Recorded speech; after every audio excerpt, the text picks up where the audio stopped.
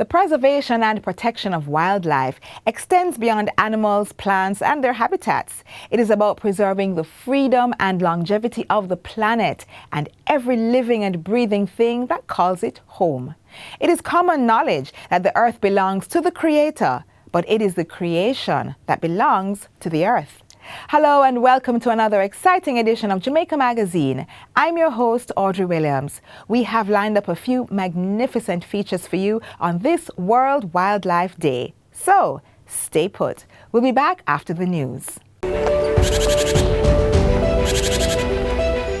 The Wildlife Protection Act is a piece of legislation here in Jamaica. It was enacted in 1945 that tries to look at our animals or wildlife on the island of Jamaica and try to ensure that they are conserved to some degree and not overexploited. So they're also, as an island, we have a lot of unique species. And if we lose those species on the island, it's gone to the entire world. So that is also one of the reasons why we have this piece of legislation, to ensure that Jamaica can maintain its wildlife and preserve the wildlife for future generations. In the Jamaican context, being an island, being very small, some persons have never left the island before, and so Jamaica seems big, but Jamaica is really very small. We have a lot to lose. We have a lot of resources and we have a lot to lose. So we're encouraging the public not to overharvest, not to go against the Wildlife Protection Act and take animals that are considered protected species. And if animals are in a vulnerable situation where you think they need assistance, we encourage persons to first contact NEPA at 754-7540 and ask for assistance, especially if those animals have the potential of doing harm or being dangerous.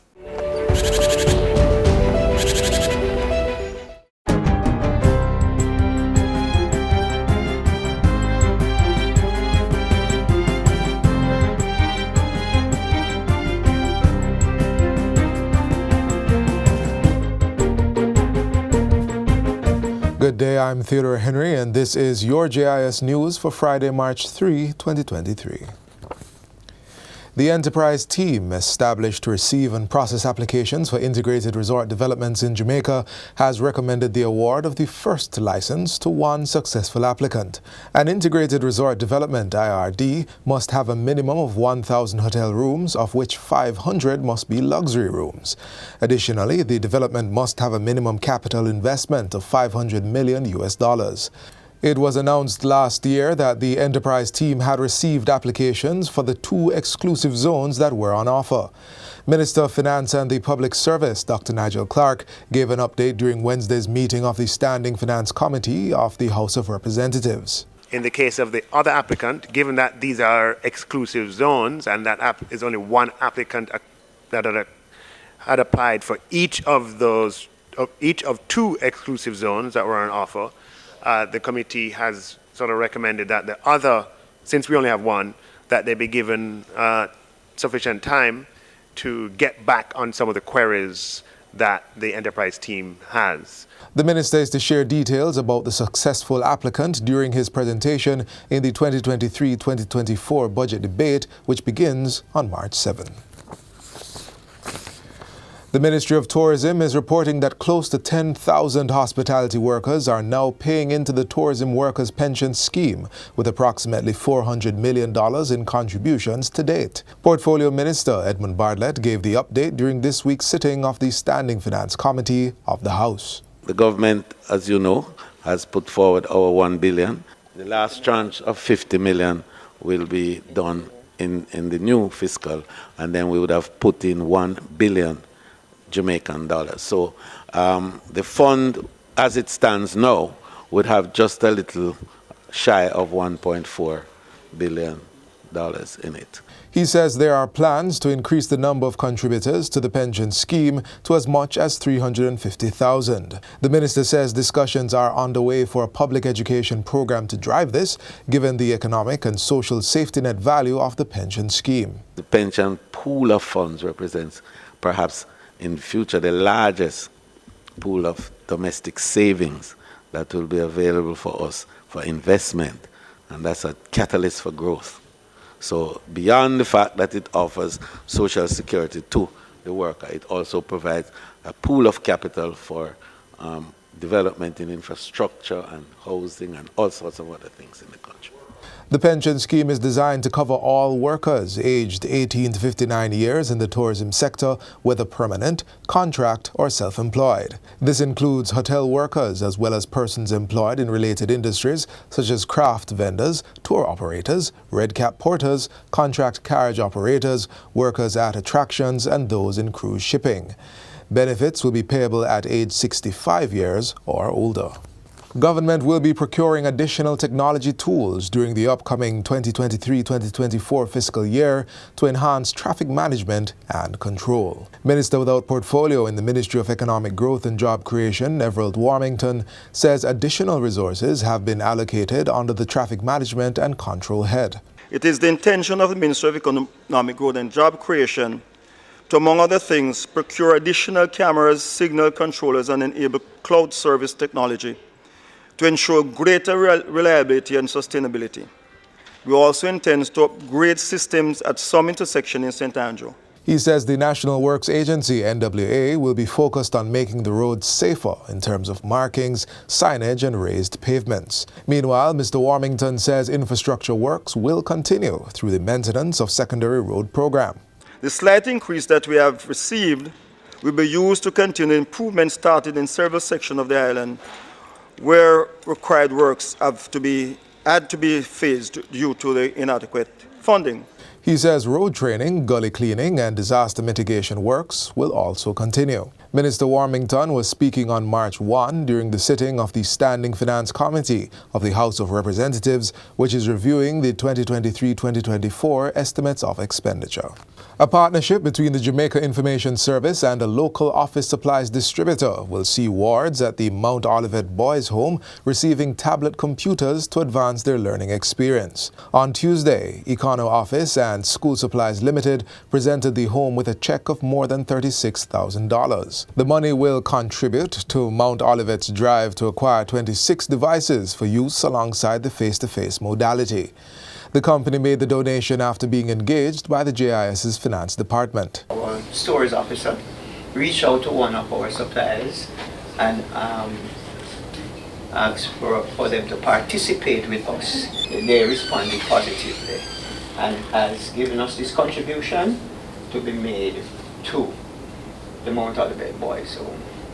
And we just want to express our deep appreciation and hope this is the start of greater things to come.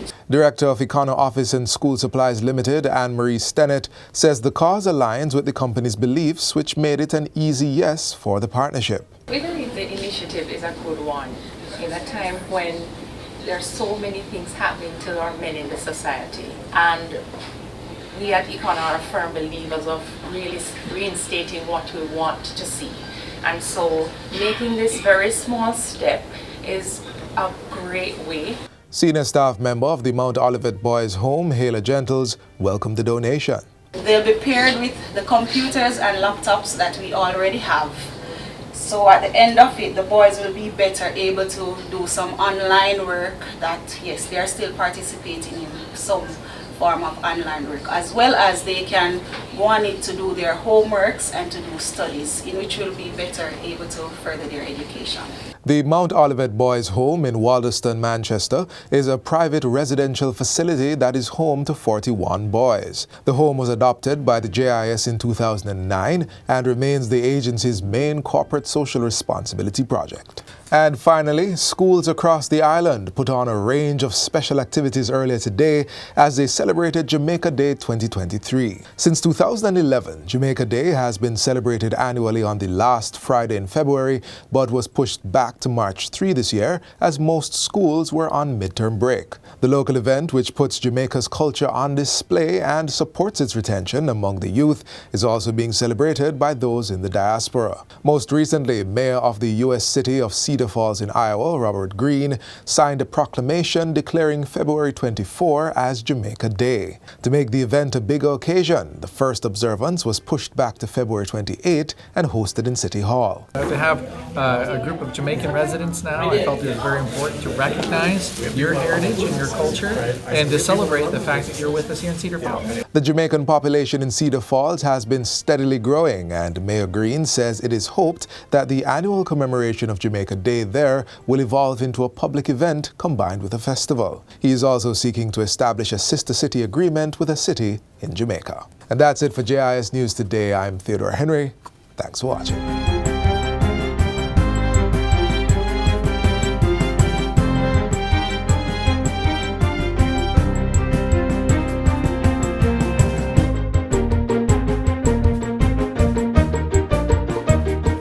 Calling all farmers and fisher folk. The AgriCare insurance plan enrollment period is now open until May 31st. We have an open enrollment period generally of the plan where members are able to enroll without any medical evidence of insurability. Farmers and fisher folk up to age 75 who are registered with RADA or the National Fisheries Authority are eligible to enroll. There's still a lot of opportunity for persons to enroll, and I think we need to ensure that we're making persons more aware of the products and the plans that are available, because something is available for everyone. You can determine between health, life or critical insurance plans based on importance and affordability. Enrollment is from March 1st to May 31st each year. Visit the nearest Sagicor location or website to sign up. The AgriCare Insurance Plan, a partnership of the Ministry of Agriculture and Fisheries and Sagicor Life Jamaica.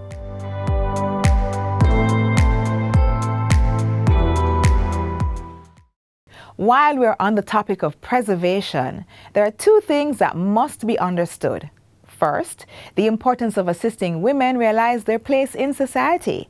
And second, how much their actions affect others, as the hands that rock the cradle rule the world.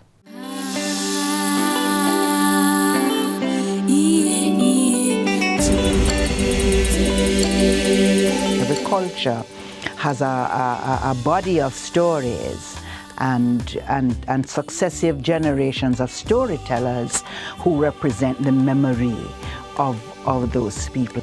And so, understanding who we are completely entails releasing any doubts we may have about ourselves. What I would like to know is why are there less light-skinned persons and more black-skinned persons in Jamaica? To understand more of where I'm from and be more conscious. I don't think you can ever be too conscious. Why some black people don't really like their color. My blackness is more than just what happened in slavery times. It's more than that. We are bringing something in that I believe that we need to tell that story. Dear Black Girl, here's an extraordinary tale of your history, and it begins here.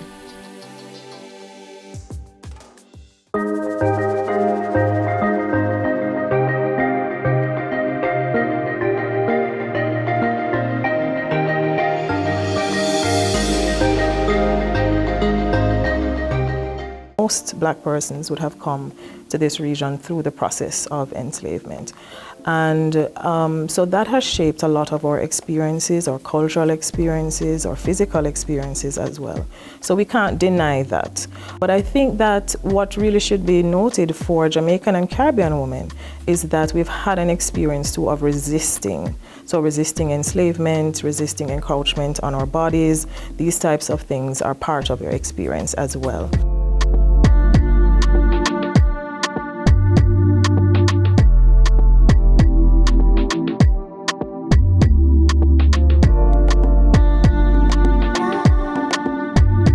Negro is so often miseducated that we believe we're not contributing unless we have on high heel shoes and stocking and jacket and tie and all of these wonderful things that some outside force tells us that we ought to be. I think that in Jamaica we can take a lot of things for granted, and one of that is our blackness, right? And so because we take it for granted, we will bleach our skin and we try to look like, you know, our European brothers and sisters, but in all aspects, we are supposed to celebrate our Blackness. There is a general lack of education that we as Black people have about the greatness of our skin, of our skin color. Melanin is so important that it protects us from the sun's harmful UV rays and, for the most part, keeps us safe from skin cancer. My Blackness is unique. My Blackness is strong. My Blackness is culture. My Blackness is special, unique, and strong. My Blackness is phenomenal. My Blackness is what makes me beautiful. My Blackness has allowed for certain opportunities as well, because say in a space they want to show diversity, I would be able to represent there as well. So when we step out and we go to different countries or we are leaving the island, we know within ourselves that we are, you know, bringing something, that we are a brand, right? And so when we go amongst other people, we're not going to feel inferior. We're not going to feel as though we don't contribute to something. We will be able to say, hey, you know, I bring something because I know what my Blackness is. Traditionally, Jamaican women have also charted their own course in business, in politics, in work in the public sphere. I think generally we have not been very much conforming to what is expected of womanhood for the most part. What is happening now? We are picking up some habits that I don't like. We're taking the foreign stuff. You cannot take somebody else's culture and put it on your kids. A person who doesn't know their culture is lost. God made us so beautiful. God made us so beautiful. And we should embrace what God gives to us. Don't try and change it. This is who I am. It's not a struggle. It's not a challenge. It just is. So, to self. Don't try to change me. Don't try to lock me up. For my ancestors have said it, and I believe in it. Black girls are exquisitely beautiful in every shade.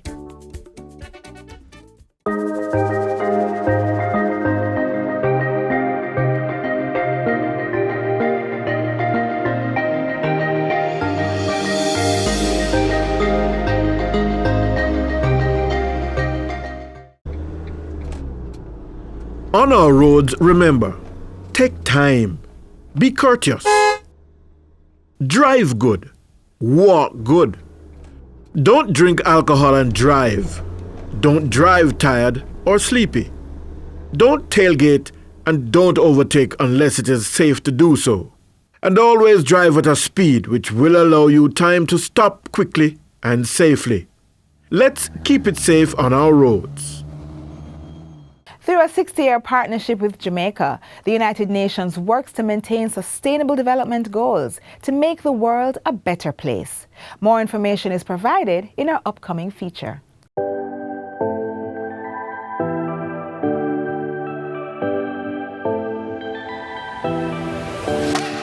"77 years of service to humanity, 60 years of partnership with Jamaica, and the continued push towards the full implementation of the Sustainable Development Goals (SDGs). The United Nations has been working to make the world a better place for all. Recently, Jamaica's United Nations country team, the government, as well as local and international development stakeholders convened in a milestone forum to strengthen and chart new partnership strategies as the island sprints towards effecting Vision 2030 and the SDGs. The government of Jamaica is pleased to join the international community in observing UN Day. And this morning's flag-raising ceremony is an emotional reminder of that occasion 60 years ago when our first Prime Minister, Sir Alexander Bustamante, witnessed the hoisting at the United Nations headquarters of the black, green, and gold.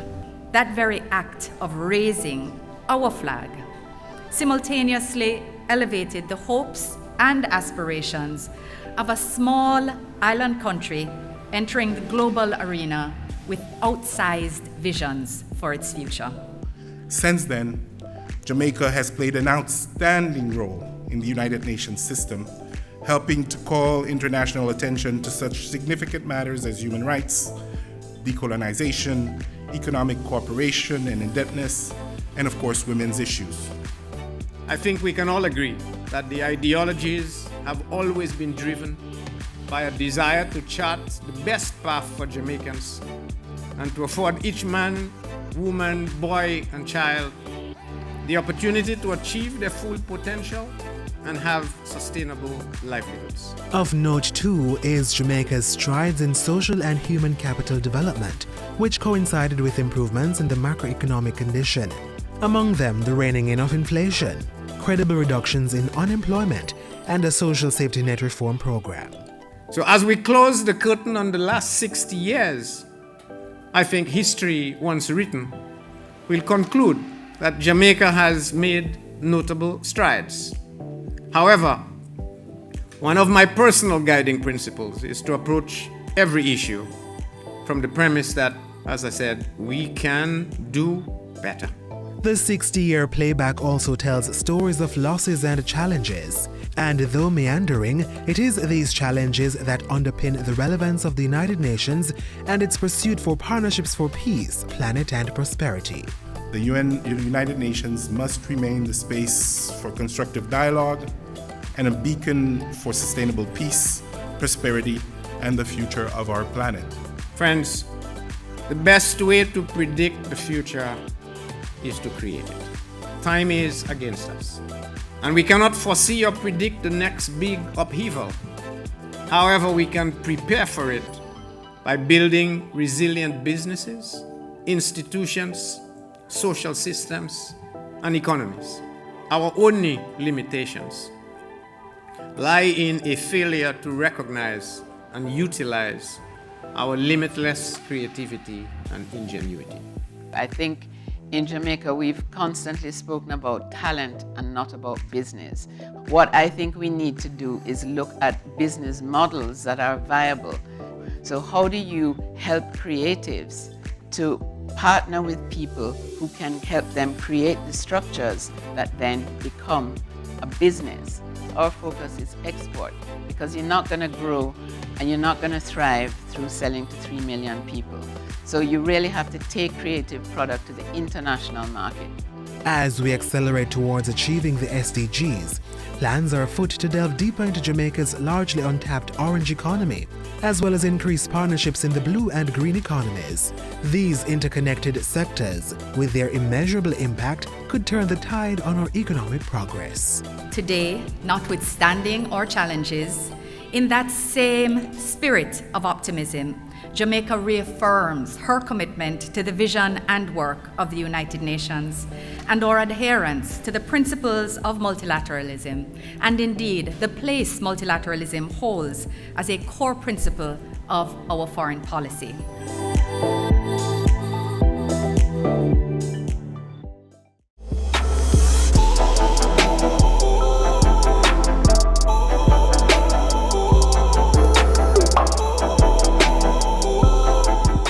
Just to stress a bit further, protecting the wildlife should be one of the top priorities on the human agenda.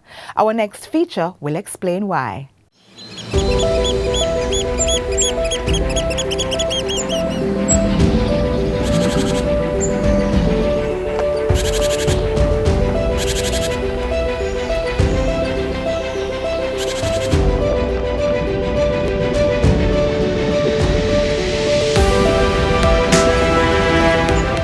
Bow your ears for a bit. Hear the trees wailing or the leaves grabbing your unwanted carbon dioxide, insects making a shrilling sound, and the tuneful noise of some unnamed and rarely seen creature reverberating within the bushes.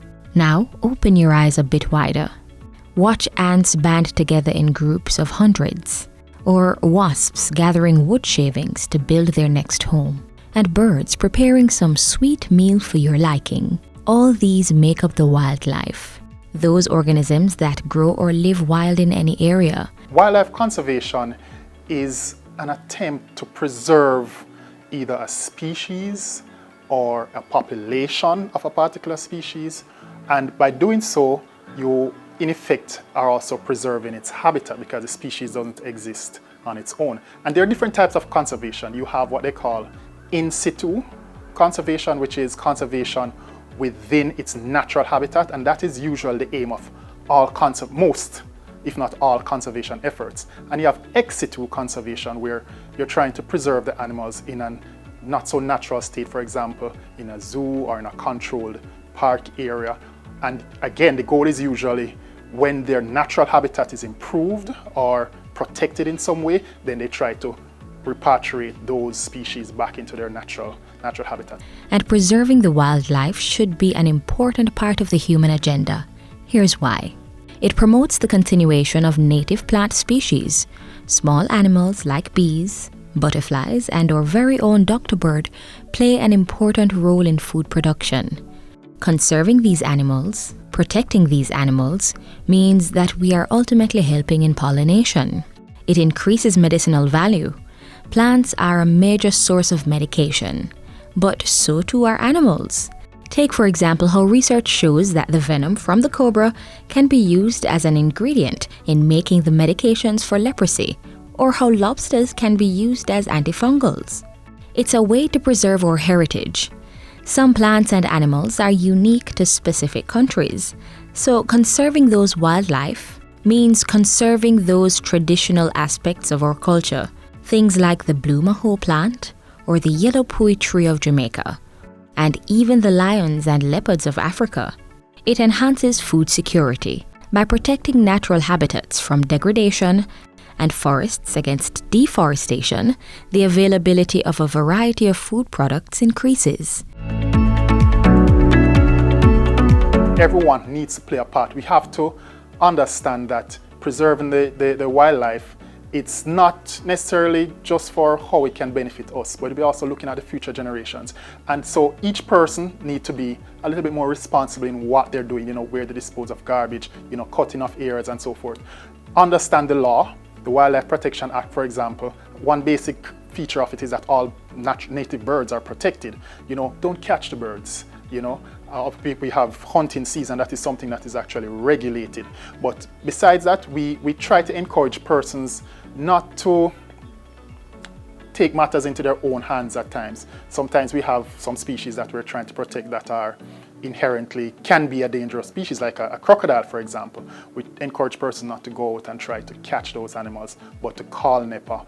Here's your chance to do your part to conserve the wildlife.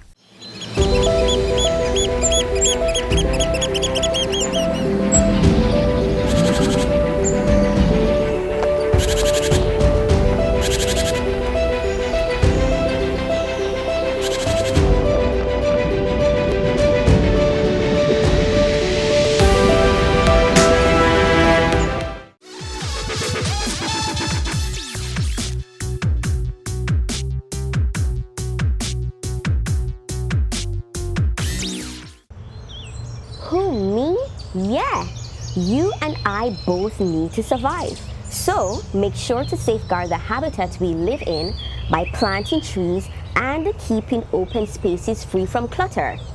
It is for the benefit of our continued existence, prosperity, and well-being.